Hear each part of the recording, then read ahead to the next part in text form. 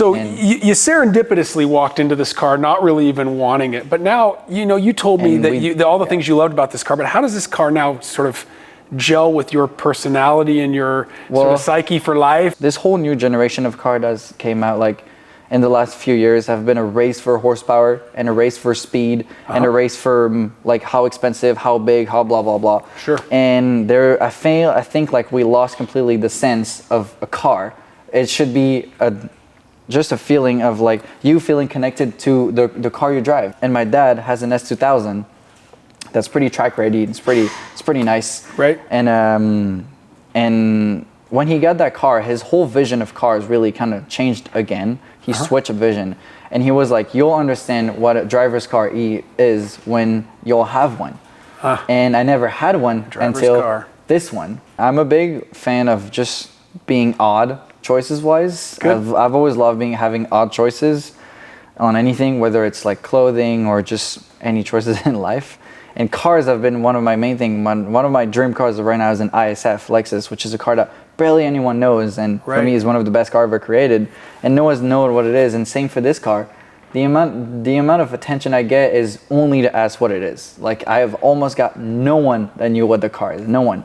And it goes for people that know cars too. It's like a lot of people that know cars have no clue, never heard, seen like this car ever. And I feel like it just opened eyes on maybe looking a little more further than just your basic cars. Yeah. And I feel like cars have such unique stories and personalities that you need to go like see a little further, like this one or the Abarth or the 4C, or cars that are very unknown and very scared of in a way.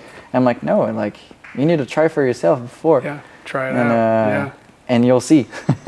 And you'll see, really. Yeah, that's cool. What's been your funnest moment in this car? Oh, I've had so many.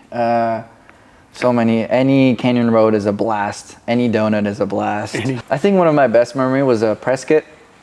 Me and my dad had the great idea to go to Prescott. So he saw on Facebook Market a set of wheels for his S2000. Cool. And he was like, but it's the road to Prescott. The road to Prescott, not the 17 when you go on the back road, is amazing. One of the best road in the area, but I think the best road actually. Okay. And he was like, yeah, but I don't want to take the truck there, like our big SUV. It's like, it's one of the best roads. So he was like, I proposed a great idea that he immediately accepted, to take the two cars and to put two tires on each on the passenger by night.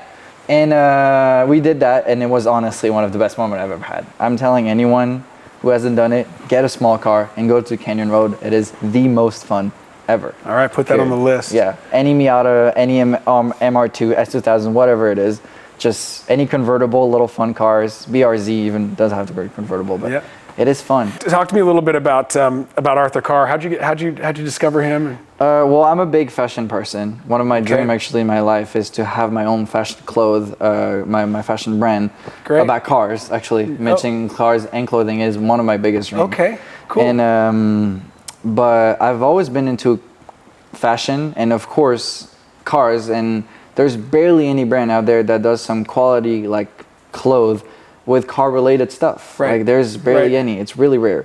And so I kind of stumble, I don't remember when, it's been like from 2018, 19, something like this. I think I just maybe on Instagram or something, I started looking, I started seeing like the logos and some like collaboration because the guy like knows like everyone.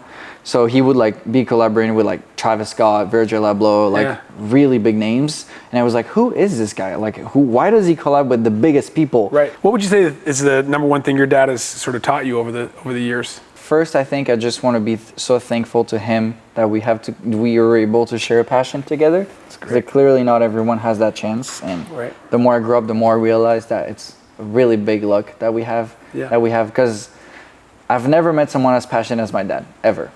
And me. Like, I don't want to be this guy that, I'm more passionate than anyone, but I've never met someone where cars meant as much as it did to him and me than anyone else. Cars mean so much to us. It's like, we can't even describe it. We live in the US mainly because of cars. And it's like, I would like 80% of why we're here is cars, really. And it's like, how so?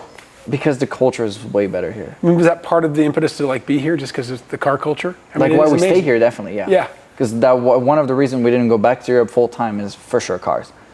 For sure. Amazing. 100%. 100%. And Amazing. the second thing, my dad definitely told me is that horsepower isn't everything. And ain't that the truth? It's a big. I understand it so much now, and people who only see by horsepower are you.